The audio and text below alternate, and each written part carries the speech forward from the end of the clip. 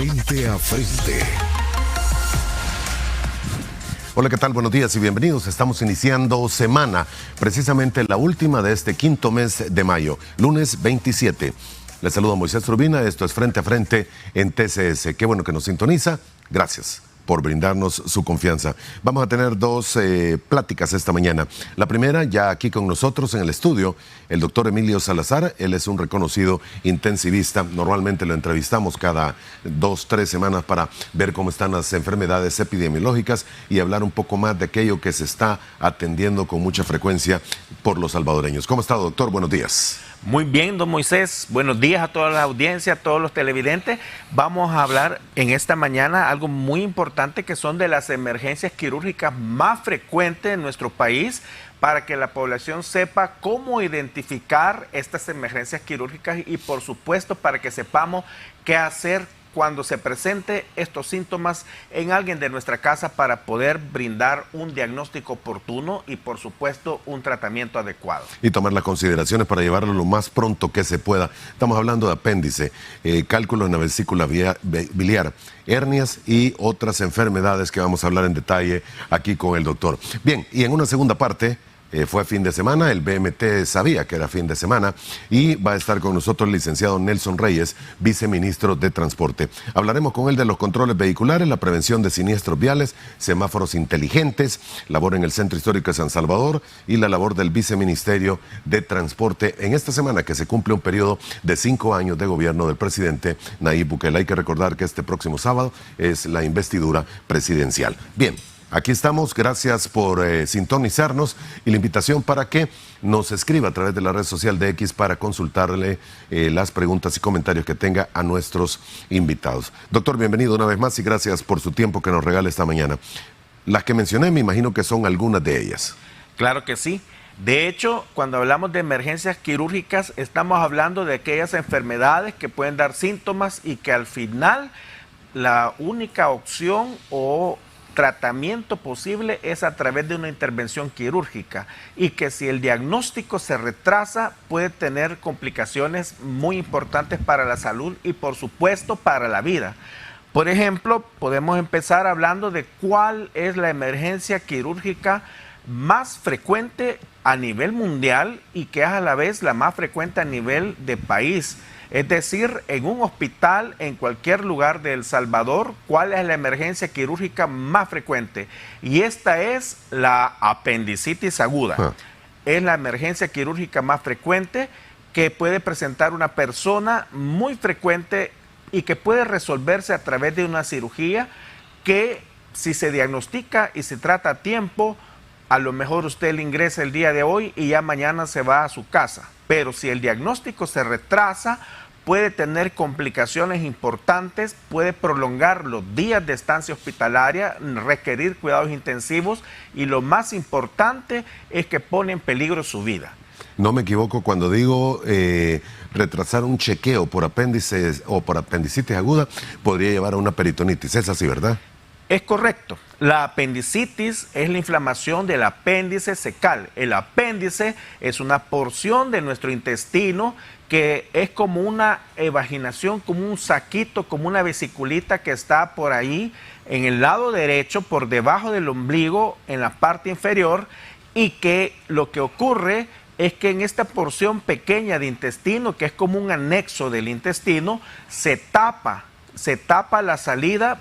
Y entonces al taparse la salida comienza todo un proceso de inflamación, de crecimiento de bacterias, de inicio del dolor, hasta que la evolución natural, es decir, si no se interviene a tiempo, el apéndice se va a perforar y al perforarse, pues el contenido fecal se libera al abdomen y ya a esta condición le llamamos peritonitis y es una enfermedad más seria, más grave.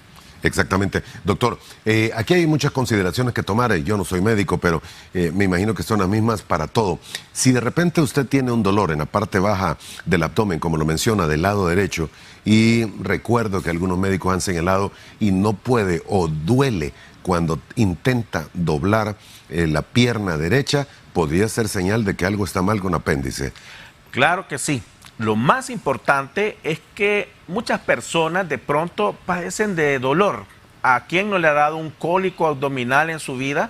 Y estamos como muy acostumbrados a que de pronto tenemos dolor y vamos a la farmacia y compramos algún medicamento que nos alivie el dolor, como un elixir o algún antiespasmódico, y quizás muchas veces no ha resultado.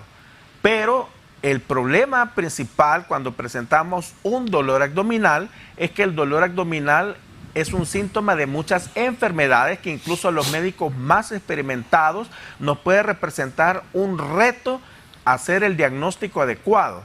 Y cuando la persona que tiene el dolor se automedica, enmascara el dolor. Se quita el dolor, se alivia el dolor, por supuesto, pero la enfermedad que está ocasionando el dolor continúa, y cuando usted llega al médico, si es que no llega tarde, esta enfermedad ya va enmascarada por los analgésicos y al médico se le hace más difícil detectar y diagnosticar una apendicitis aguda.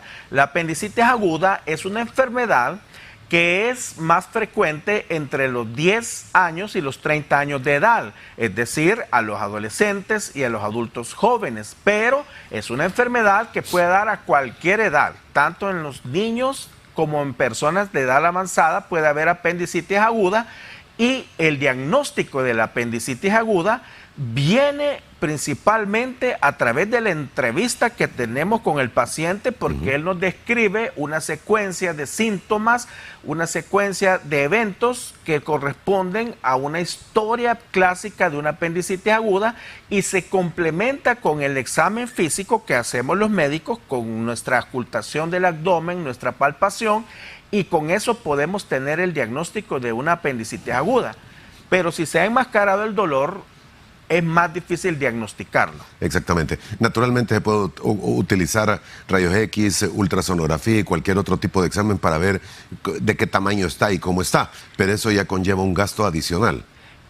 Eso es muy importante, porque no hay exámenes de gabinete que puedan darnos un 100% del diagnóstico de una apendicitis aguda.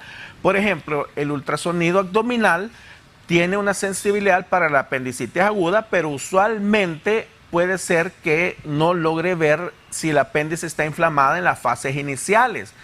Por ejemplo, alguien que lo tenemos con un cuadro de apendicitis aguda que va empezando, puede tener toda la historia y todos los signos clínicos que logramos obtener los médicos a través de la revisión del abdomen, y su ultrasonido puede ser normal porque todavía no logra detectar los cambios.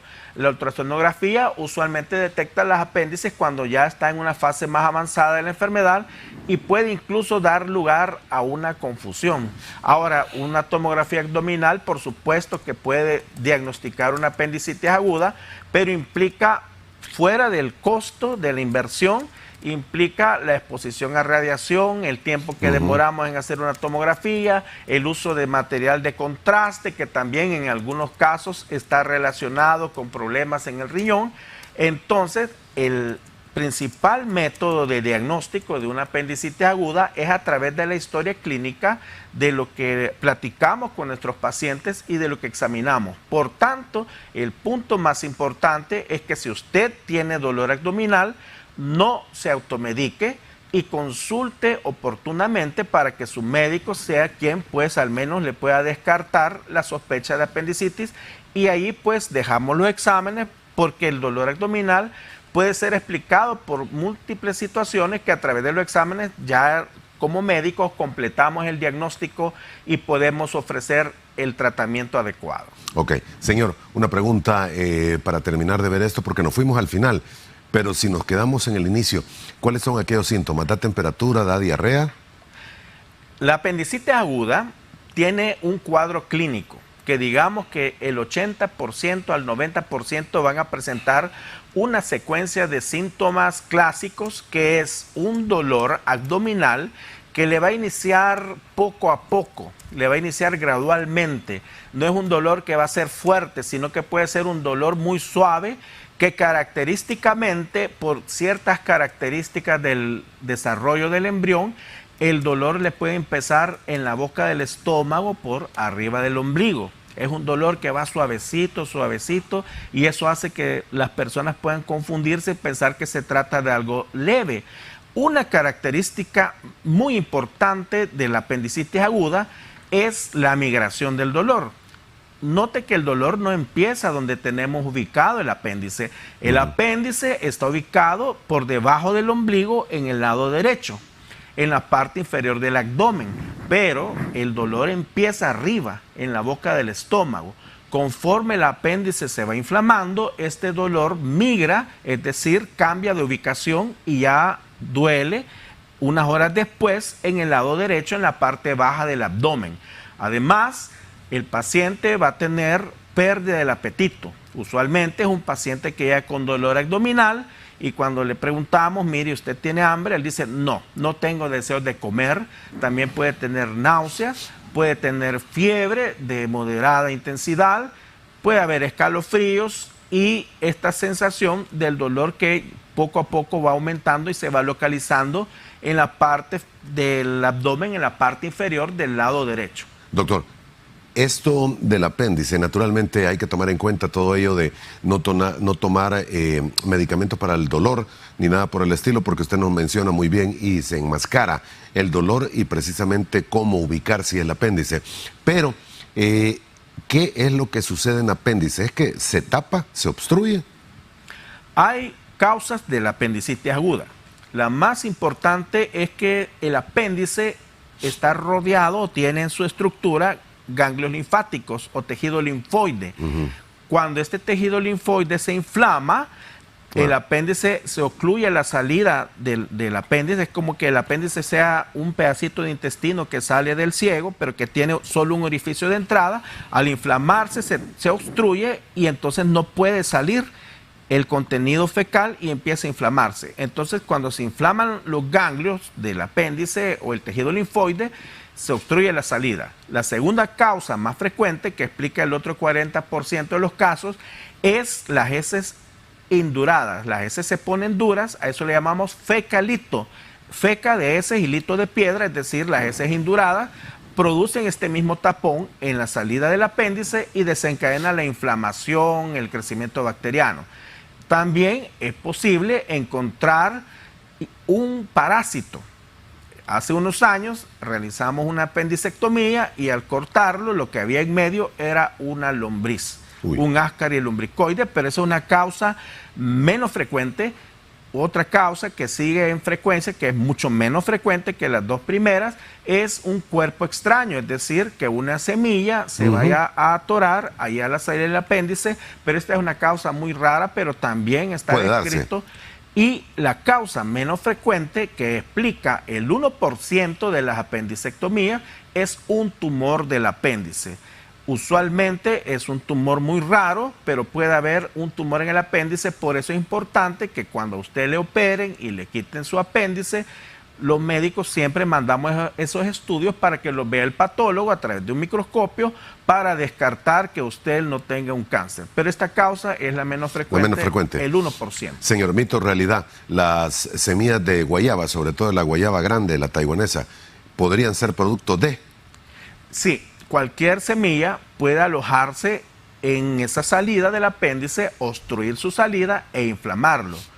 No es necesario, no le puedo decir yo a la población, miren, no coma semillas y con esto va a evitar una apendicitis, sino que es un evento que no lo podemos prevenir, pero puede ocurrir que cualquier semilla, nueces, maní, las semillas de guayaba pueden llegar a obstruir la salida del apéndice y desencadenar esta inflamación. Muy bien, hay que actuar rápidamente, señor. Desde el momento en el que se tiene el dolor en apéndice, en la parte baja del abdomen, ¿cuánto tiempo se requiere para que pudiese explotar la misma? Sé que no hay una marca ni un calendario exacto.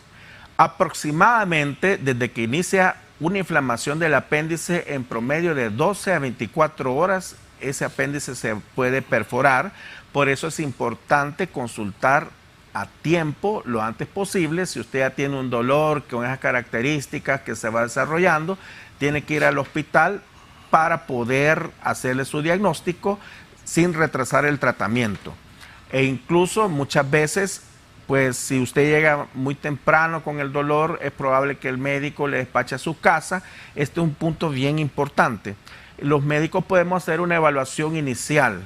Y si en la evaluación inicial, por alguna razón, el dolor no es muy fuerte y usted se va a su casa, pero el dolor persiste, usted tiene que consultar de nuevo ese mismo día, no quedarnos en casa, pues puede ser que se trate de una evolución de un apéndice a una forma complicada que lleve a la perforación y que requiera pues un tratamiento más agresivo, más largo, más prolongado y que ponga en riesgo su vida. Hay preguntas interesantes de los amigos antes de que pasemos a otros temas similares, señor. Para el caso, y J. Charlie Go, vamos a tratar de poner esto en pantalla. J. Charlie Go nos está preguntando a través de la red social de X. Dice, ¿cuál es la función específica del apéndice y cuáles son las consecuencias de su eliminación del cuerpo humano? ¿Tiene alguna función el apéndice, para empezar? Sí tiene funciones. La principal función del apéndice cecal tiene funciones inmunológicas, es decir, produce anticuerpos, produce células de defensa, porque básicamente en las paredes del apéndice hay tejido linfático, tejido linfoide. Ahora bien, ese tejido linfoide lo tenemos en los ganglios de nuestro cuello, de nuestras axilas, tenemos ganglios en las ingles, ganglios adentro del abdomen. Entonces, al quitar el apéndice, pues no es un órgano fundamental para la vida, no es un órgano indispensable para la defensa de nuestro cuerpo y no hay consecuencias después de quitar un apéndice y realizar una apendicectomía. ¿No hay consecuencias? No es un órgano indispensable. Sí, no es que tenga que dejar uno de comer algo ni nada por el estilo. Ni cambios en la dieta. Nada. Nada, absolutamente nada. Está de más el apéndice ahí, pues. Básicamente, los defensores de la teoría de la evolución refieren de que el apéndice es una evolución de un órgano que tenían las aves y que realmente en el ser humano no hace nada, solo facilita la alimentación del cirujano al operar. Ajá. Buen punto. Hay más. Bueno, pero perdón, después de ello no hay ninguna consecuencia. Usted puede seguir una vida normal. Una vida apéndice totalmente normal, sin cambios en la dieta, y si usted la diagnostica a tiempo o acude a su médico, hoy por hoy la ciencia médica ha avanzado tanto que un apéndice puede incluso retirarse a través de una cirugía mínimamente invasiva, laparoscópica. Y se va a su casa al siguiente día. Ahora bien, si se complica, ya la cosa es más difícil, requiere cirugías más grandes, más prolongadas, y podemos diagnosticarla a tiempo y darle un tratamiento oportuno. Si le estalla, puede ser que la persona se muera. Claro que sí, porque cuando se rompe, como es una parte del intestino, al romperse libera la cavidad abdominal heces. Y las heces hay millones y millones de bacterias, como E. coli, hacen pus y se disemina la infección. Lo que era antes una infección localizada se vuelve una infección inicialmente en toda la cavidad abdominal y luego, en el peor de los casos, las bacterias pueden acceder al sistema circulatorio, irse por la sangre y hacer una infección diseminada, la que le llamamos sepsis, y esto es mortal. Una pregunta y un comentario rápidamente antes de ir a la primera pausa. Pepe Peatón nos dice, ¿qué es lo más usual que puede provocar una apendicitis? Y Perlita nos dice, y es cierto, no mito, lo de las semillas. Mi abuelita tenía razón. Y es probable, mucha gente dice que después de que ha comido guayaba, sobre todo con estas semillas grandes, apendicitis, unos cuantos días después, y no el siguiente. Claro que sí. La causa más frecuente es la inflamación del tejido linfoide. Es decir, la inflamación, cuando tenemos una infección viral, nuestros ganglios se inflaman. Incluso en los niños pequeños hay que hacer una consideración especial. Los niños en la edad escolar de pronto tienen faringoamigdalitis aguda, una infección de la garganta. Y como hemos visto en los niños, pues inflaman sus ganglios que están en el cuello, se les ponen duros y muy grandes. De la misma forma que un niño cuando tiene faringoamigdalitis se le inflama sus ganglios, se le inflama el tejido linfático del apéndice y muchas veces niños con faringoamigdalitis tienen dolor abdominal en el lugar donde está ubicado el apéndice y no es una apendicitis aguda. Pero allí su pediatra hace el diagnóstico diferencial. A esto le llamamos el síndrome de Brenneman, que no es una apendicitis aguda, pero por la inflamación del tejido linfático puede doler similar a una apendicitis aguda. Y ahí es donde tienen un lugar importante en los estudios diagnósticos complementarios como el ultrasonido para poder diferenciar y evitar también cirugías innecesarias. Muy bien, vamos a la primera pausa. Regresamos en aproximadamente 3 minutos. Sigue con nosotros.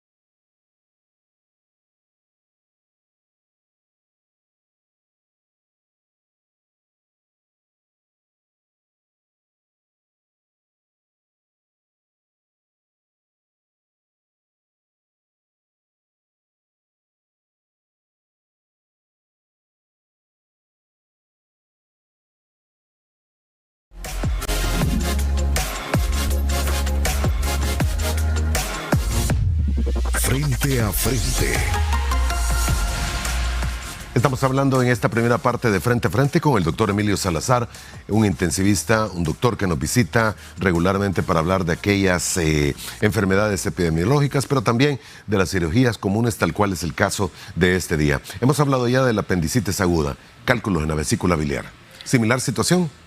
Es un tanto diferente. Los cálculos en la vesícula biliar son tan frecuentes, es una patología tan frecuente que hasta el 10% de la población puede presentar cálculos en su vesícula biliar.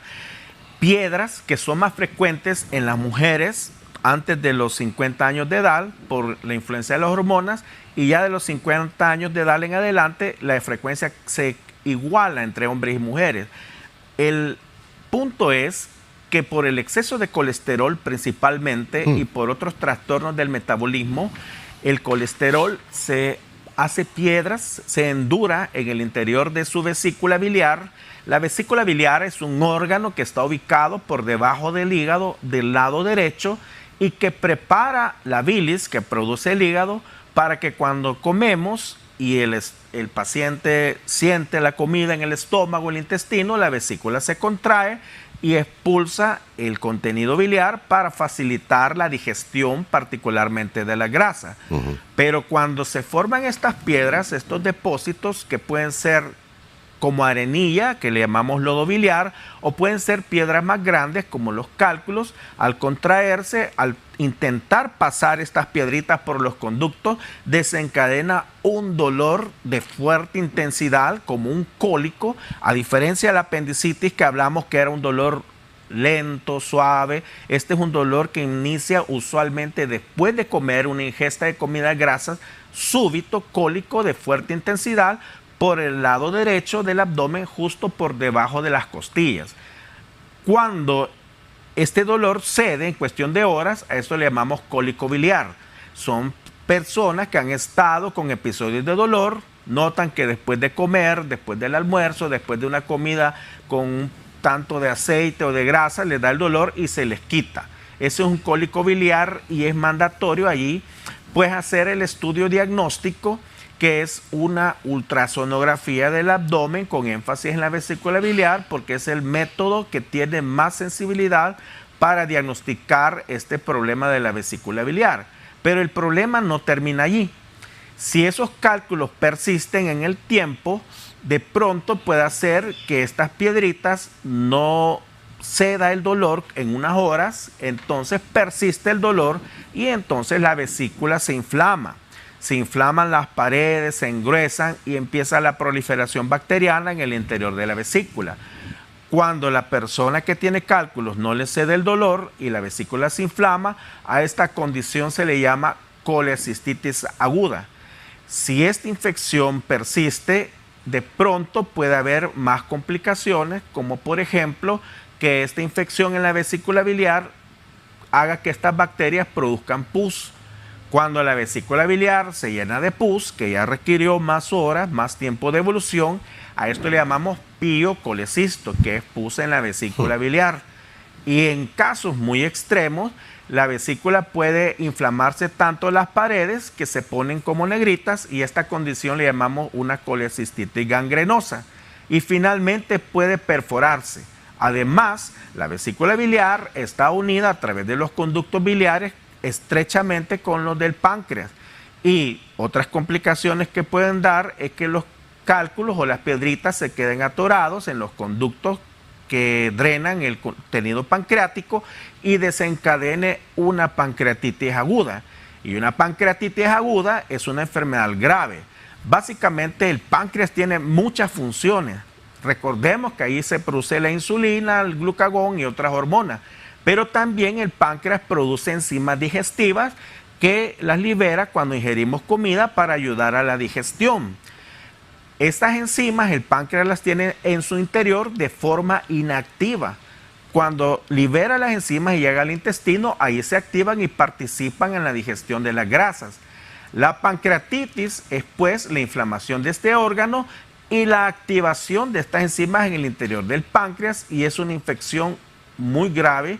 Por tanto, lo que puede resolverse a través de una cirugía, que puede ser incluso electiva, es decir, que el paciente se puede preparar para hacer su cirugía en una semana, 2 semanas o un mes. Si no se opera a tiempo, si no se diagnostica y si no se opera, puede desencadenar complicaciones en casos muy graves y llevar a la pérdida de una vida. De una vida. Y puede ser en cuestión de horas, ¿verdad? A mí me le quitaron la vesícula, le voy a decir, y es un dolor intenso. Uno no sabe qué es, uno confunde si es gastritis, si es malestar en el estómago, cualquier cosa, nunca se pone uno a pensar que sea la vesícula biliar. La vesícula biliar es un órgano muy agradecido. En ocasiones, como le comentaba, puede ser que les dé cólicos y ceda el dolor, o que incluso se inflame y pueda desinflamarse, pueda revertir. Y le da lugar al paciente en algunas ocasiones de hacer sus estudios, de prepararse, si tiene hipertensión, diabetes o alguna otra enfermedad. Nivelarlo. De hacer una evaluación preoperatoria. Pero siempre es de prestarle mucha atención, mucha importancia, porque en los casos complicados, las cirugías de vesícula biliar o las complicaciones derivadas de los problemas de la vesícula biliar son graves. y si usted tuvo oportunidad, en este momento usted ha estado luchando con estos dolores de abdomen después de las comidas, es oportuno, primero, no automedicarse, no quitar el dolor abdominal bajo ninguna circunstancia. Hay miles de enfermedades que pueden desencadenar dolor abdominal y, por supuesto, buscar la atención médica oportuna para que el doctor le indique los exámenes que sean necesarios para poder llegar a un diagnóstico acertado y un pronto tratamiento. Guanaco nos dice, doctor, dirá también que la vesícula biliar está de más, porque yo no vengo de una evolución pterodáctica, dice. Nos gustaría saber sobre la discapacidad estomacal al ser extirpado. Cuando le quitan la vesícula biliar, sí, debe de dejar de comer algunas cosas porque ya no va a tener la bilis para tratar esas grasas. Claro que sí. A diferencia del apéndice, la vesícula biliar sí tiene una función importante en la digestión, porque ahí es donde se concentra la bilis y se prepara para que cuando usted le ingiere la comida, usted ingiere los alimentos, la libera en el intestino y le facilita la digestión de las grasas. No es un órgano indispensable para la vida, pero sí es importante para la digestión. Por eso, cuando un paciente es colecistectomizado, es decir, se le extirpa la vesícula biliar a través de una cirugía, hoy por hoy el método de escoge es a través de la laparoscopía, una cirugía mínimamente invasiva. Después de la cirugía viene un periodo de adaptación. Muchos pacientes, poco a poco, empiezan como a tolerar la digestión sin tener la vesícula biliar. Pero la mayoría de pacientes pueden tener dificultades cuando ingieren comidas grasas porque ya no van a tener esa bilis concentrada, preparada, que le va a ayudar a la digestión. Lo que tienen que hacer estos pacientes después de una colecistectomía, por supuesto, hacer cambios en la dieta, disminuir la ingesta de grasa y también se pueden auxiliar con la ingesta de enzimas pancreáticas que le van a ayudar a facilitar la digestión de estas grasas. Muy bien. Hay otro tema que tenemos que hablar con usted, doctor, y es precisamente el de la diabetes. El doctor ha tenido últimamente una situación bastante delicada precisamente por diabetes, ¿verdad, doctor? ¿No me equivoco? Claro que sí. Bueno, déjenme contarles que la diabetes mellitus es una enfermedad pues muy grave, muy severa y que muchas veces pues nos vamos complicando como pacientes y no nos damos cuenta. De hecho, el ser médico no lo hace a uno exento de enfermarse. Un mito es que toda la gente piensa que los médicos no nos enfermamos, pero realmente los médicos tenemos una vida normal como seres humanos, nos enfermamos y le cuento, somos malos pacientes. De hecho, atender a un médico es un caso especial porque somos malos pacientes, no, nos cuesta a pesar de que nosotros sabemos de estas enfermedades, pero quiero compartirles algo especial a los pacientes diabéticos o a la población que nos escucha, que la diabetes mal controlada afecta todos los órganos. Simplemente porque cuando andamos los niveles de glucosa elevados, la glucosa se anda por allí uniendo a nuestras proteínas y se une de forma irreversible a todas las proteínas del cuerpo. Y entre las estructuras que afecta principalmente son los nervios, nuestros nervios periféricos. La glucosa se une a los nervios periféricos y eso produce la neuropatía diabética. La neuropatía diabética es una complicación de una diabetes mal cuidada, maltratada, descompensada, que básicamente tiene dos fases. En la primera, el paciente tiene un dolor en los pies, en los miembros inferiores. La neuropatía diabética produce dolor de fuerte intensidad. Y en la segunda fase, cuando esto ya progresó, viene el efecto opuesto. Pierde toda la sensibilidad. Entonces, básicamente, eso es lo que me pasó a mí en el transcurso de los años. Una diabetes mal controlada. Yo tenía neuropatía diabética, me había hecho estudios y yo asumía la causa del dolor a tener una insuficiencia venosa porque tenía unos estudios de Doppler que demostraban que tenía insuficiencia venosa en los miembros inferiores, que básicamente es como que digamos varices, pero el dolor ahí estaba. De pronto ya no sentía dolor y eso me llevó a que yo usara el zapato muy apretado, pero como el diabético que tiene ya neuropatía en la fase, digamos en la fase terminal de la neuropatía, ya no tiene sensibilidad, yo no me percaté que el zapato lo tenía apretado, sino que yo sentía que el zapato me quedaba bien. Un diabético con neuropatía, esto es bien importante, puede incluso pararse sobre una arena caliente y él no va a sentir que está caliente. O puede decir, muchas personas ponen sus pies en agua con un poquito de temperatura o con algún medicamento. Un paciente diabético perfectamente, el agua puede estar demasiado caliente, introducir sus pies y quemarse y no darse cuenta. Wow. O puede caminar, pararse sobre un clavo, una piedra, una lata y no se va a dar cuenta. Entonces, la neuropatía diabética hizo que mis zapatos no notara yo que estaban muy apretados y en un día de trabajo el zapato friccionó y produjo exactamente una quemadura de los 5 dedos que se complicó como una infección y requirió un ingreso hospitalario. Y aprovecho pasó algunos días en el hospital, doctor. Estuve aproximadamente 20 días ingresado por una complicación de una quemadura de un pie diabético, y aprovecho la oportunidad para agradecer al Hospital Nacional de Cojutepeque, a todo el personal que ahí pues me brindaron la atención médica, y también al Hospital Nacional Rosales, donde estuve. Lo importante para mi amigo televidente, haciéndole énfasis en la diabetes, si usted tiene un familiar diabético o usted es diabético, que tenga un cuidado especial, por supuesto, a la diabetes, pero un cuidado especial a la neuropatía diabética. Si usted tiene dolor de muy fuerte intensidad en los pies, lo más probable es que tenga neuropatía diabética, y si ya no tiene sensibilidad, tiene que tener mucho cuidado con sus pies en cuanto al uso de calzado, a utilizar calcetines blancos, porque el calcetín en el diabético tiene que ser blanco, porque si de pronto usted se hace una herida o le aparece una infección, cuando usted se quite el calcetín, de inmediato va a ver que hay una lesión. Pero si su calcetín es negro, usted puede andar pus o puede andar sangre y no lo va a notar. Sí. Perdón, son detallitos, doctor, pero qué delicado. En un día fue que se pegó la quemada y eso produjo prácticamente 3 semanas en el hospital. De hecho, ese día salí a trabajar normalmente. No sentí ningún síntoma en todo el día, y cuando ya llegué a la casa en la noche, lo único que sentía era como un hormigueo en los pies. Wow. ¿Y quién no le da un hormigueo en los pies? Como cuando uno dice... Sobre todo cuando ha andado caminando todo el día. Claro, siento dormido el pie, pero cuando ya me revisé el pie, ya estaba la infección ahí, y estas infecciones son bien complicadas, son difíciles de tratar, requieren muchos antibióticos. Y otra recomendación importante para los diabéticos es que todos los días tiene que revisarse los pies, tiene que vérselos, tocárselos, porque de pronto pueden haber lesiones y no las va a notar. Una pequeña herida puede ser delicada con el tiempo.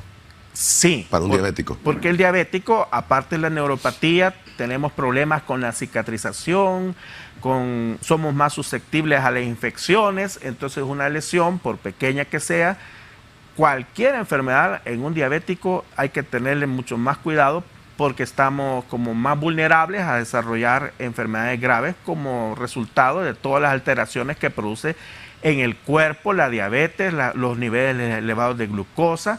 Puede haber incluso problemas para la vista, puede afectar la retina, afecta el corazón, afecta las arterias. La diabetes pues eleva el colesterol, esto produce capas de aterosclerosis, capas de grasa en sus arterias, le puede llevar a un infarto.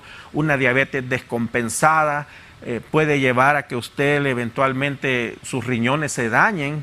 Muchos diabéticos terminan con insuficiencia renal crónica, hipertensión. Todas estas enfermedades se asocian, y por eso es importante que los que somos diabéticos hagamos cambios verdaderos en nuestro estilo de vida, nuestra dieta, nuestra alimentación, un poquito de actividad física, que por supuesto que no perdamos los controles con nuestros médicos, que tengamos apego al tratamiento médico y que seamos más responsables en el cumplimiento de nuestros medicamentos y de conocer más de esta enfermedad. Muy bien. Doctor, ¿cuánto es el nivel normal de azúcar para rango etario? Porque creo que cambia un poco entre pequeños, entre jóvenes y entre adultos. El valor normal de glucosa en ayunas tiene que ser por debajo de 126 miligramos sobre decilitro. 126. 126 miligramos por decilitro en ayunas. Pero muchos mencionan que es por debajo de 100. ¿Ya ha cambiado eso? No, es a nivel mundial que las asociaciones de diabetes, de endocrinología, establecen que el valor normal es de abajo de 126. Y para considerar que una persona es diabético, tienen que ser 2 mediciones de glucosa en ayunas arriba de 126 miligramos sobre decilitro. Es decir, que si usted se va a hacer una prueba y le sale arriba de 126 en ayunas, tiene que confirmarlo con una segunda prueba. También hay otra prueba diagnóstica que es la glucosa postprandial, le llamamos. O la glucosa, usted llega al laboratorio, se hace una glucosa en ayunas, tiene el valor de una glucosa en ayunas, luego usted le dan una carga de glucosa o va a desayunar y le miden cuánto tiene la glucosa justo después de esa ingesta de alimentos, 2 horas después, y si esta glucosa postprandial es arriba de 200 miligramos sobre decilitro, es un criterio también de una diabetes. Y hay otra prueba que le ayuda a conocer cómo ha estado su glucosa en los últimos 3 meses, y esa es la hemoglobina glicosilada. La glucosa se une a todas las proteínas y a todas las células del cuerpo. La hemoglobina dura en promedio 90 días en el cuerpo y por tanto una medición de la hemoglobina glicosilada, que es el porcentaje de hemoglobina que tiene azúcar, una hemoglobina glicosilada alta le habla de que su glucosa en los últimos 3 meses ha estado alta. Y para la hemoglobina glicosilada el valor normal es por debajo de 6 gramos sobre decilitro. Un valor de hemoglobina glicosilada arriba de 6 gramos por decilitro se traduce como que su glucosa ha estado descompensada por lo menos en los últimos 3 meses. Muy bien, vamos a ver, y eso hay de ponerle mucha atención. Me permite, doctor, vamos a hacer una segunda pausa comercial en este momento. Regresamos en aproximadamente 3 minutos. Sigue con nosotros.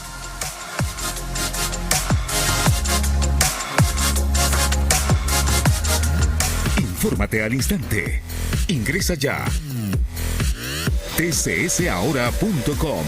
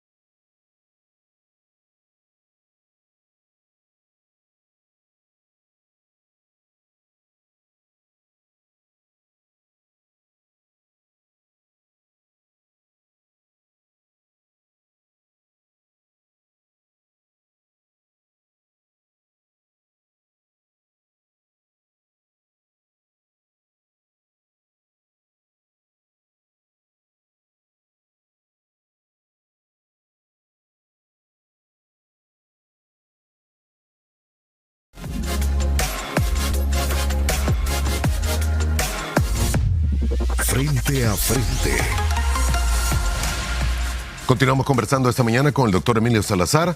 Hemos hablado de apéndice, hemos hablado de vesícula biliar, también hemos hablado de diabetes, las precauciones que hay que tener y los síntomas naturalmente, pero tenemos que hablar de otro tema que mencionábamos en el inicio, las hernias. ¿Y las hernias puede ser una situación similar, doctor, con dolor intenso también? Sí, las hernias son muy frecuentes a nivel mundial. Hablamos de que aproximadamente entre el 8 y el 10% de la población puede presentar una hernia. Ahora, una hernia es una debilidad en la pared abdominal a través de la cual puede haber una salida, por explicarlo de esa forma, de un contenido intestinal que puede ser de la grasita que tenemos alrededor del intestino o una porción del intestino. Son más frecuentes en los hombres que en las mujeres, debido a que pues el escroto permite la salida o el paso de los conductos que tienen que ver con la reproducción masculina del testículo, y son una causa importante de consulta en las emergencias también, pero que muchas veces los pacientes las pueden percibir, o sea, las pueden diagnosticar como un abultamiento. Una persona puede sentir un abultamiento en su abdomen, en su región inguinal, y eso pues puede corresponder a una hernia. Usualmente los pacientes ya saben que tienen una hernia y les puede dar lugar como a preparar su cirugía, a prepararse y a tener una fecha definida de una operación. Sin embargo, estas hernias muchas veces aparece el abultamiento y se regresa, se reduce, desaparece. A esto le llamamos una hernia que es reducible, pero puede constituir una emergencia cuando la hernia no se reduce. Cuando la hernia no se reduce y no logra regresar al abdomen, a esto le llamamos una hernia encarcerada.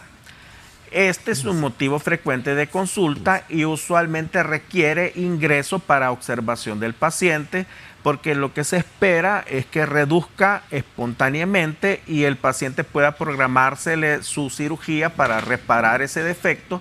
Pero también una hernia que no reduce puede progresar a la siguiente fase.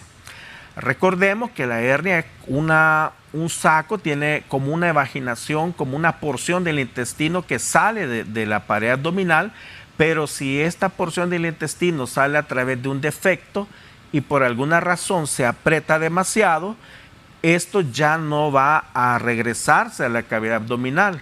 Y cuando esta presión sobre esa porción de intestino se incrementa, lo que viene es el compromiso de la circulación de ese intestino. Es decir, la irrigación arterial se compromete y entonces lo que tenemos es una estrangulación del contenido intestinal. Y puede haber cambios de coloración cuando se ve el paciente al examen físico.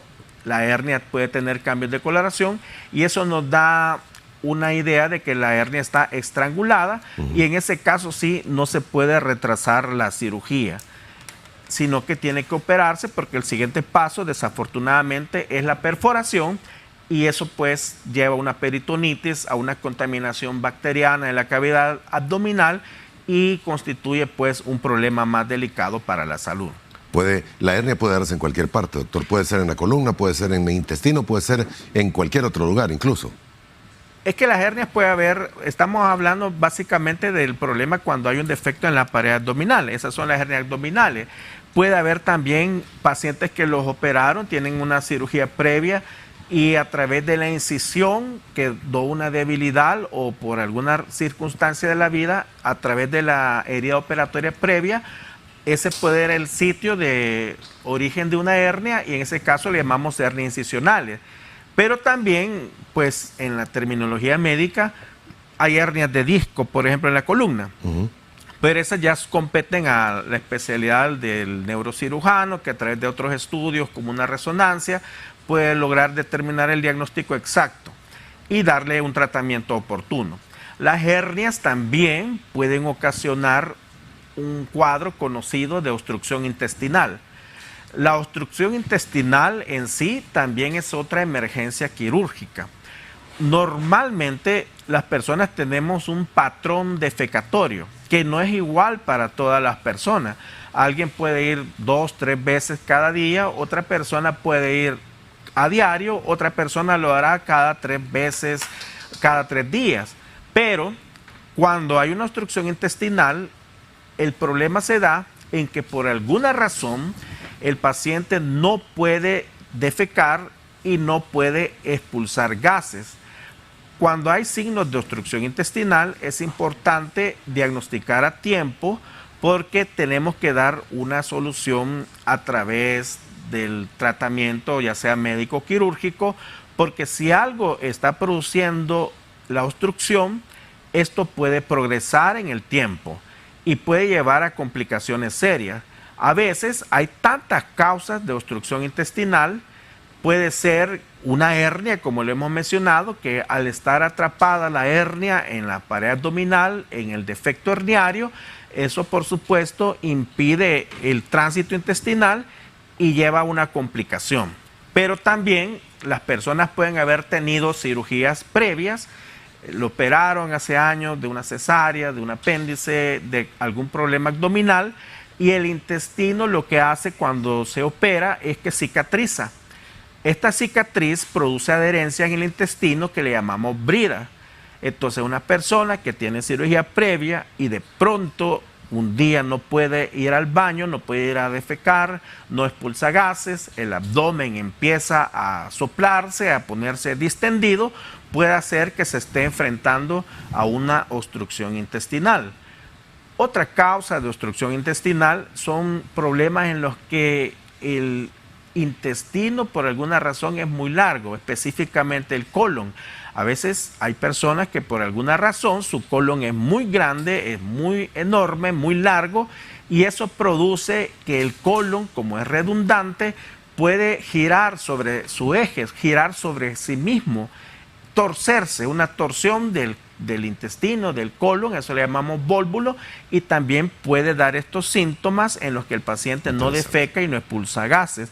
Y otros síntomas también pueden explicar obstrucción intestinal en las personas que desafortunadamente tienen un tumor, tienen un cáncer. Wow. Y esto también puede dar estos síntomas. Ahora, lo importante es que si una persona de pronto deja de defecar normalmente, deja de expulsar gases y el abdomen se sopla o se distiende, debe considerar la posibilidad de que se está enfrentando a una obstrucción intestinal y por supuesto no debe de automedicarse, no debe quitarse el dolor, sino que tiene que buscar el hospital, la ayuda médica para hacerle un diagnóstico oportuno y un tratamiento adecuado que le puede eventualmente salvar la vida. Muy bien. Doctor, vamos a hacer la última pausa en este momento. Volvemos en aproximadamente 3 minutos. Le invitamos a que siga con nosotros.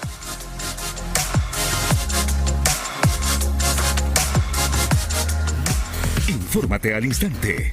Ingresa ya. tcsahora.com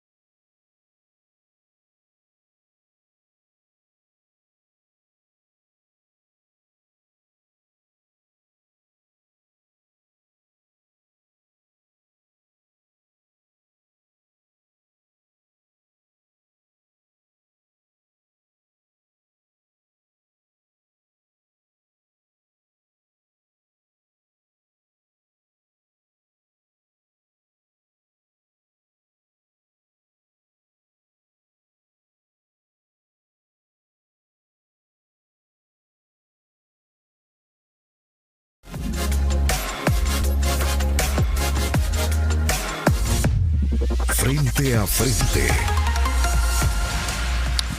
Ha estado con nosotros los pasados 60 minutos el doctor Emilio Salazar, reconocido intensivista de nuestro país.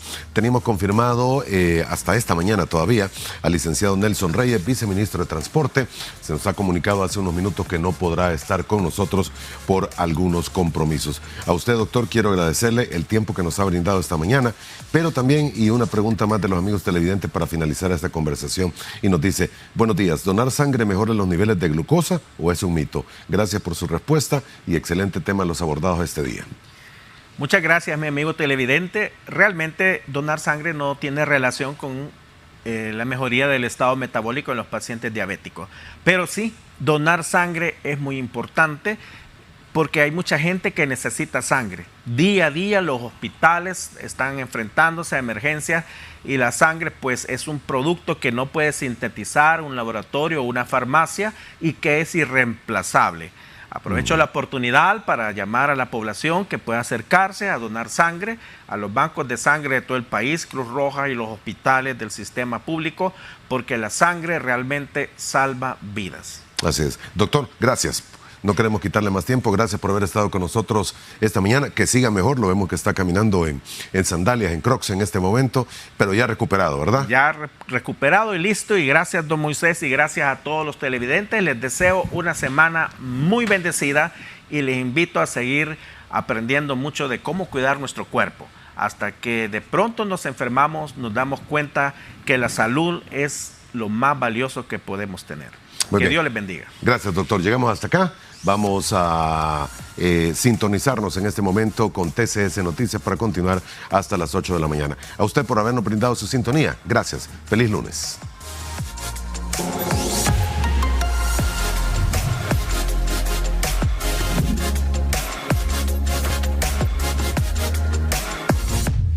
Frente a frente.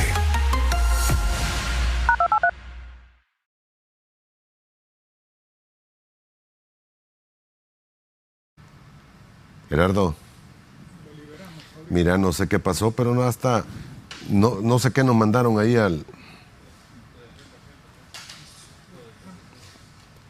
un cable, y el cable se mueve solo.